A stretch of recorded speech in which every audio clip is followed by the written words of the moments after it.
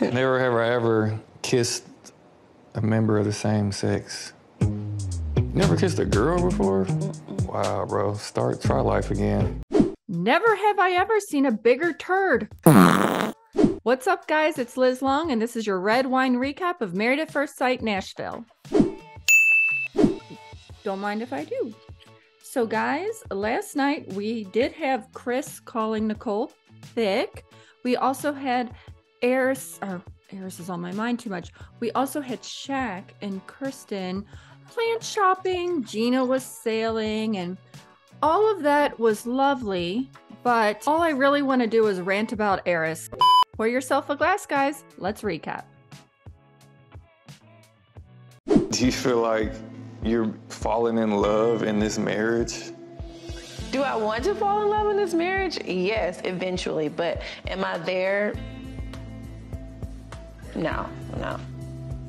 I've said over and over, like, I just need more of an emotional connection. I think we need to have deeper conversations and, get to the root of more things before I feel like I'll be headed in that direction. Hold up, can we just take a second to acknowledge Airris's body language here? I mean, the guy is like completely checked out. He's sitting across the couch from Jasmine like this. So you falling in love with me? Like, what have you given her to fall in love with you over? I mean, you've done absolutely nothing so far in this marriage. You guys, I'm sorry. I know I've ranted about Airris almost every week, but this week took the cake with him. He was just flat out rude.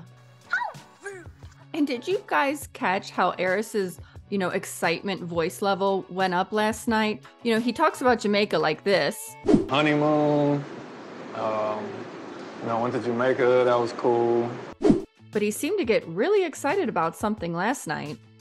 Let's get into it. So I just want to take this opportunity to kind of play Never Have I Ever. Oh, he's excited because they're going to play a game about sex. I told Jasmine that I have an orgy, where there's multiple people. Like, you might be with one person, and then you and this guy, like, switch females. Look at him, just like all lounged back. You know what they say in poker? When you're lounged back like that, that's a sign of confidence. So Airris has this false air of confidence about him because he's talking about his orgy conquest, and he's judging Jasmine on her lack thereof.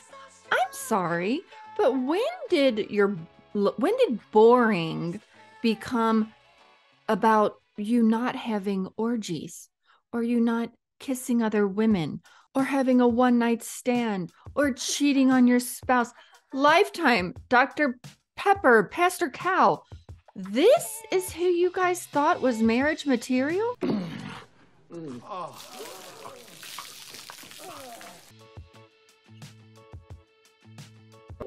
I really enjoyed this tweet that I found last night from Raven Houston, and she said, Airris is rude. I would have asked him, okay, my turn.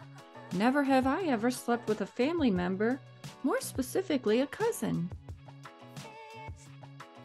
Maybe we should get Shaq's mentees in here. Fall in, boys, because Airris has a lot of wisdom to impart on you. I just had to get in a picture of Shaq's mentees. I don't know why all four of them lined up on a couch like that made me giggle. All right, guys, we're just going to get into the Spousey and Lousey awards because I can't deal with Airris anymore. So our first Spousey, we're going to give it to Nicole. Nicole is who this show is meant for.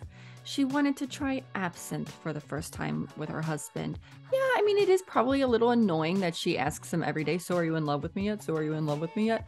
But, Chris said last night, ooh, I, said that maybe you were a little thicker. Ooh, oh gosh, he just dropped thick on her, okay? But Nicole handled it with grace. She handled it in stride, and she just said, I can say I'm thick, but no, sir. Back that on up because you can't say I'm thick. So she handled it well. She's, being open to the process. She's everything that this experiment was designed for. Our next Spousey award is going to go to Shaq. Shaq apparently turned down a job offer that was extended to him that could have, gotten him on a better trajectory for his career, but he didn't think it was a good move for them as a couple. Now, Kirsten, I don't know if she's actually kissed him yet. I don't think she has, or we would have probably have seen it by now. But, Shaq's being very patient and yada, yada, yada, yada. Oh, and they picked out a plant. Okay, that was boring. Number 3, Spousey, goes to Clint and Gina. Okay, yeah, they're kind of just going through the motions, and really they're just operating on a polite level. There's like zero chemistry as far as the romance going on. They're just kind of acting like polite strangers, and at least they're trying, though. They didn't bail out like Dominique, and they're showing each other what their interests are, and they're open to it, I guess. So we got to finally see Gina's salon last night, and Gina went sailing, and actually I thought Gina looked the prettiest she ever did in that sailboat. Sailing looked good on you, Gina. A relaxed kind of state of mind looks good on you, Gina. 5 minutes later. What more is there to say about Airris? His love language, if you want to call it that, is sex. It's purely physical. He apparently shut down at a young age when a girl, he felt like he was getting maybe a little bit too close to him. So he's got walls, making him the ideal, candidate for this thing called marriage. What else? He has the personality the size of about a pea. He talks to women completely disrespectfully.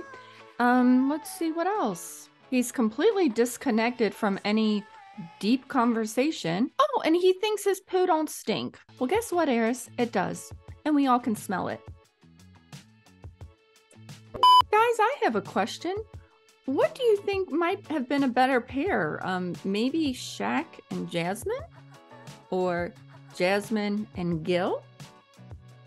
We know it's not Airris, so weigh in below on who you think maybe Jasmine should have been better suited with.